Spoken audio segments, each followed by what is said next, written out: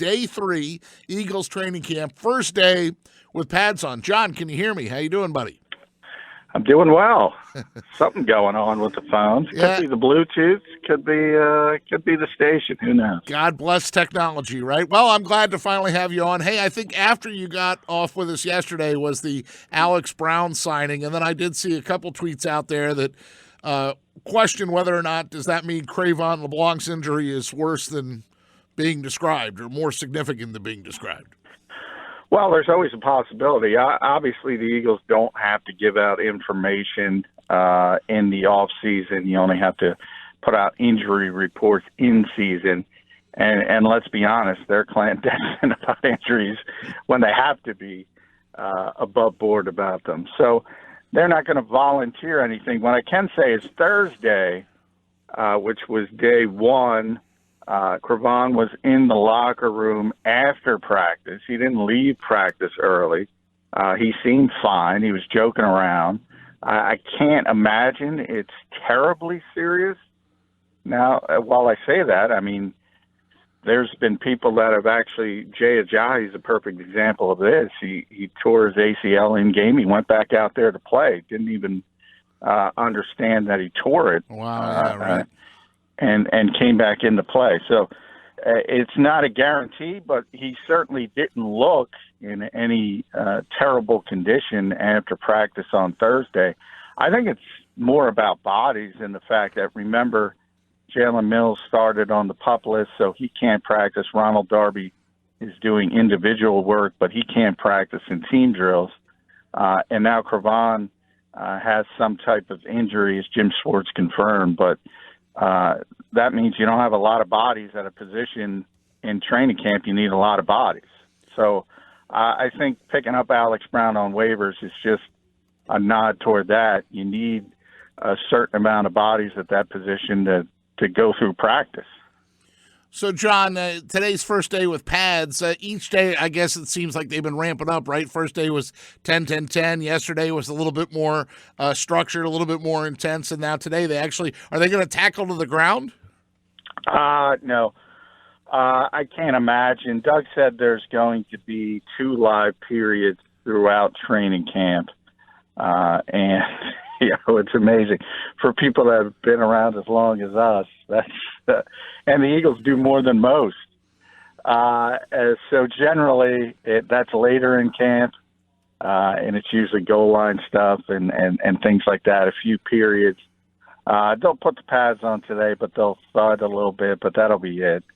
And it's interesting because it's not a coincidence that they have tomorrow off. So football has changed. No more 2-a-days and banging around. You get 1 day of pads and you get a day off, which I'm not complaining about. Right. No doubt. A day off is a good day for John McMullen. Hey, we had Dave Weinberg with us live at the Marquis de Lafayette on Monday, and Dave goes back to the Westchester days. There's a few guys that are on the beat that go back that far to the Buddy Ryan 2-a-days. I mean, they used to literally just beat the snot out of each other, right? I mean, they didn't just hit; they hit hard.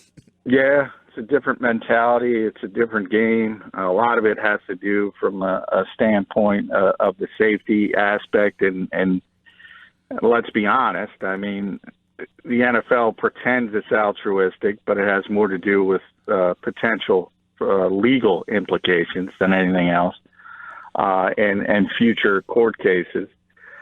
So it's something they have to do. And, hey, look, it's a violent game. And I've always argued that that's part of the popularity. We do have a new generation that doesn't understand just how violent it once was. Maybe that's good. Maybe that's bad. That's up to individual people. But I will say you can't play football even if no matter how hard you try. There's going to be concussions. There's going to be injuries. Zach Ertz talked yesterday. NFL injury rate is 100%. If you play this game long enough, you're going to get hurt. It's a difficult game to play. John McMullen with us, our 97.3 ESPN Eagles insider. As I look at the depth chart in front of me, John, and offense and defense laid out, which side of the football do you think has more question marks? Because there's such high expectations, but which side of the football to you has more question marks? The defense.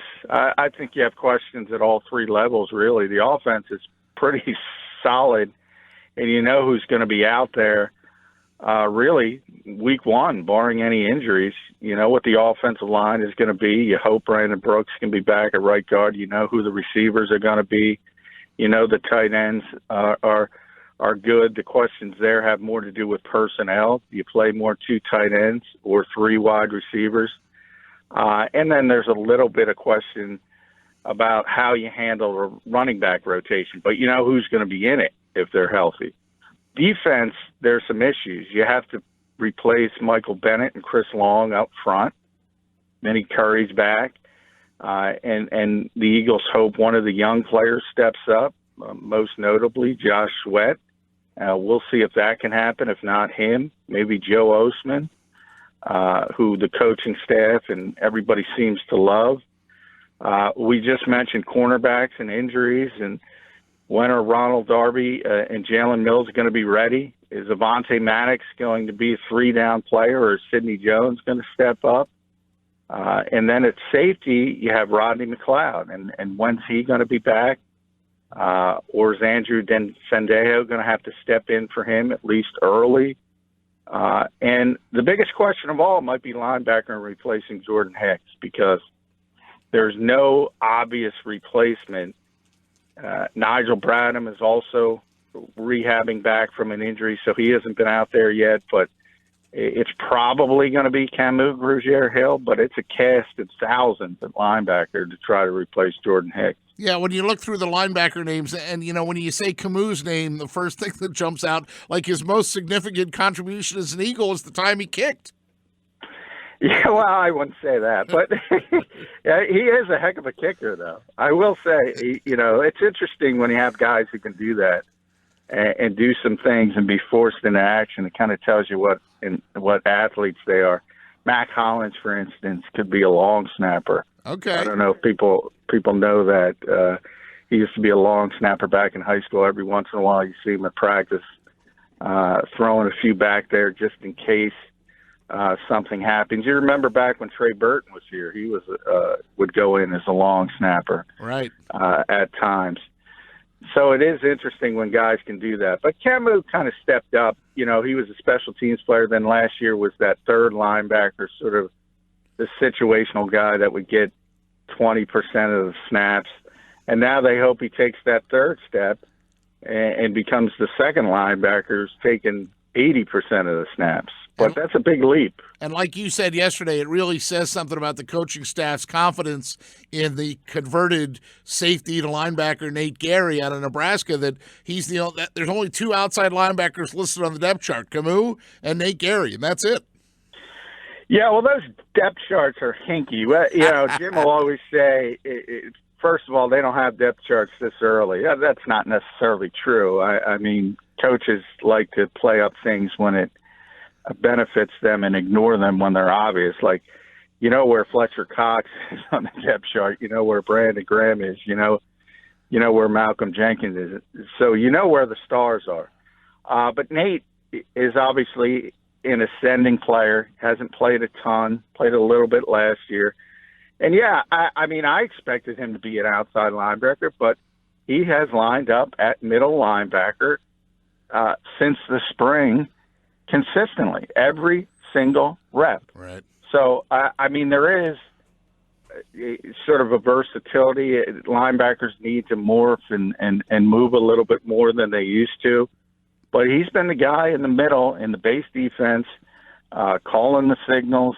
And Ken Flajole, who's the linebackers coach, you know, joked in the offseason that Nate knows more about the defense than he does. Wow. So that's part of it, is the fact that he's such a smart guy. He's got a high football IQ, and that is generally where you put linebackers in the middle because they understand what's going on.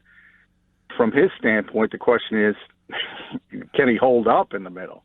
Right. Because even though the NFL has changed, that is a very small middle linebacker. John McMullen with us, our 97.3 ESPN Eagles insider. Hopefully, John will have you on each Saturday during the Pete Thompson show through training camp and find a time that works for you. We're talking defense because you said that's where the question marks are. And certainly, like when one of the names you mentioned a couple minutes ago, Sidney Jones, is this the year that the light goes on for Sidney Jones, that he's able to really you know, they say the game slows down. Is it going to slow down for him? The light bulb will go on and he can just react and make plays instead of worrying about where he's supposed to be position-wise and stuff? Yeah, I don't know if that's been the issue with Sidney. I think it's more of health, obviously. And I don't even consider his rookie year. You just kind of write that off because he was rehabbing the torn Achilles he suffered at his pro day. But last season, had injuries throughout the year, hamstrings, was banged up. And really, if you go back to that, I don't know if people remember when Peter King was embedded with Sean Payton before the Eagles-Saints game, not the playoff game, it was a regular season game. And he was going through the game plan, and their game plan started 3 of the first 8 plays. They specifically wanted to go at 22 in the run game, and that's Sidney Jones. And that's because they didn't think he was physical enough to hold up. And by the way, he didn't hold up. So that's the biggest concern from the Eagles standpoint. Can he be physical enough to play the position? And he's a guy where I could see him be the starting left corner, and I can see him being traded. Wow. I mean, there is a wide range. The Eagles are hopeful. The light goes off. Hopeful he can handle the physical aspect of the position. And if he can, he's the most talented guy they have from a skill set and a trait standpoint. But if he can't, at some point, if everybody's healthy, if you have too many bodies at that position, if you have a need at another position, I'm not saying it's likely, but I could see that wide range of things that happen to Sidney, depending. This is a big summer for him. See, that's great stuff right there, John McMullen, because that's the kind of thing your average football fan looks at Sidney Jones, sees him out there in the corner and says, well, can he cover? Is he a good coverage corner? How is he? Not thinking at all about what you said, like where Peyton's game plan was go right at 22. You know, corners sometimes have to tackle a running back as well. There's only 11 guys on the field, and, you know, if he can't physical up and he can't handle that aspect, then he's really made himself one-dimensional. As we talked yesterday, versatility is the key, being able to both pull that, you know, cover receivers and tackle the running back if that's what breaks loose. Day 3 of Eagles training camp. John, we'll let you go, and look forward to catching up with you next Saturday at a time that works best for you on the Pete Thompson Show.